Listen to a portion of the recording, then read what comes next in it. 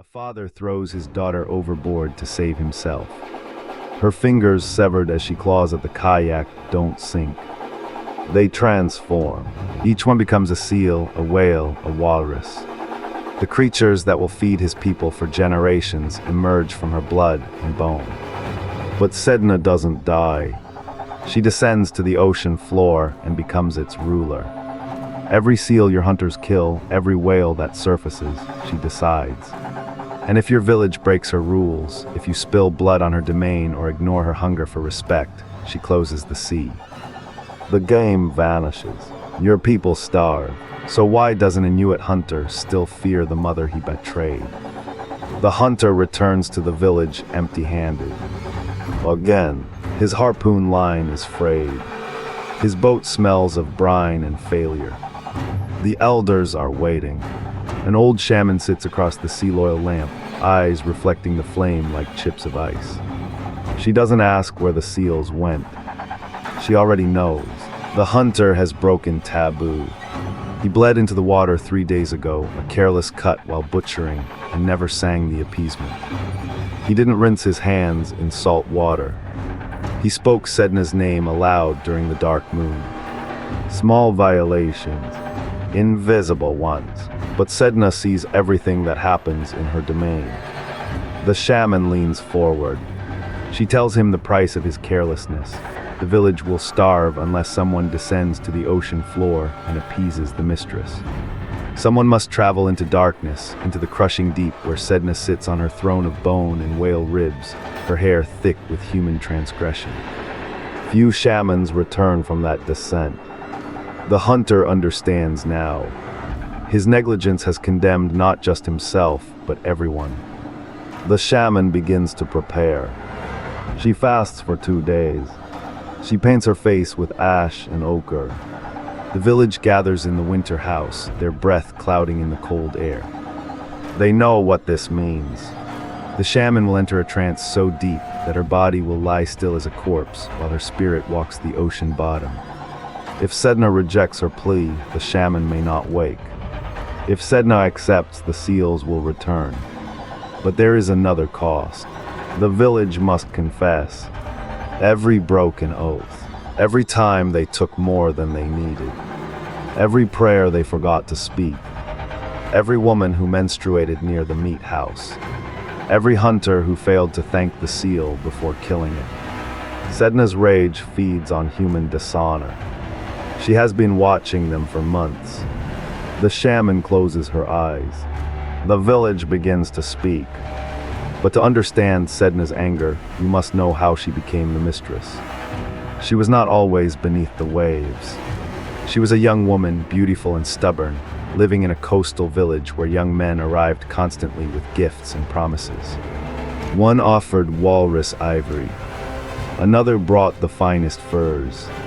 A third claimed he could hunt so well she would never know hunger. Sedna turned them all away. She wanted something else. She wanted escape. She wanted a life different from her mother's, different from the women who stayed in the village, scraping hides and bearing children until their backs bent. Then came a stranger. He appeared one morning at the shore, his face kind, his hands soft. He said he was a bird man from a distant cliff where food was endless. He promised her a home far from this cramped village. He promised abundance. Sedna believed him because she wanted to believe him.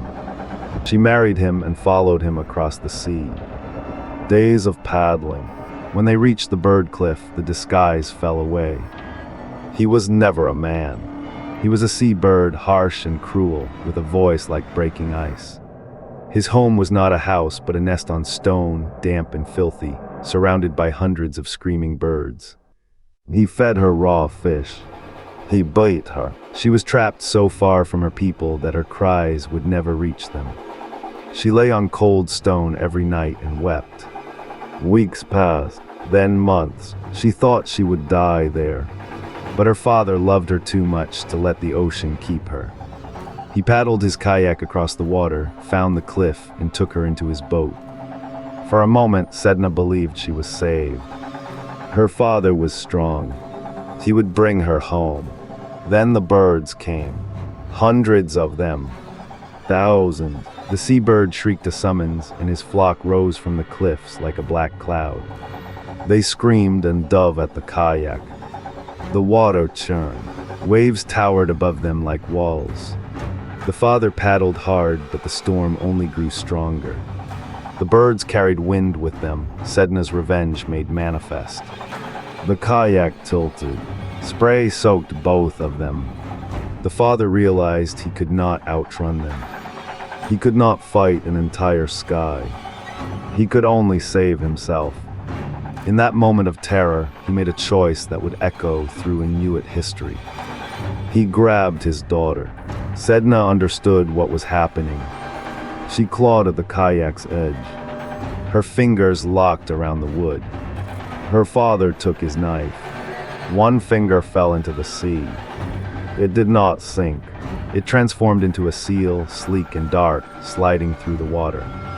Another finger became a whale. Another a walrus. With each severance, a new creature born from her flesh. Her hands became stumps. The pain was absolute. She looked at her father's face and saw no remorse, only survival. The last thing she felt before the darkness took her was the cold embrace of the ocean. She sank down through black water, through deeper cold, until she touched the ocean floor. Mud, whale bones scattered like a graveyard. And there, in that lightless place, she became something more than human. She became Sedna, mistress of the sea. She became sovereign. The shaman's body goes rigid. The village falls silent. She is no longer in the winter house. She descends through water so cold it burns. Down past the shallow hunting grounds where seals play. Down past the shelf where whales sing to each other. Down into a darkness that has no end. She sees light below, a strange, phosphorescent glow coming from a throne of whale bone and offering bones. Sedna sits there. Her hair is long and matted, tangled with the remnants of broken oaths and careless hunters who never sang her name. Her fingers are gone, replaced by stumps. She looks at the shaman without moving. The mistress speaks, and her voice is the sound of water pressing down on stone. She tells the shaman she remembers being thrown away. She remembers her father's hands. The shaman bows. She speaks the village's confession. Every sin, every violation. She does not excuse them. She does not minimize them. She acknowledges that humans are careless, that they break taboos, that they take the sea's gifts for granted. She asks for Sedna's mercy. For a long moment, nothing happens. Sedna's fingers, the stumps of what remains, twitch with ancient rage. Then she reaches toward her hair. With her wrists, she begins to comb it. The gesture is slow, deliberate. It is acceptance. The shaman understands. Sedna will forgive them.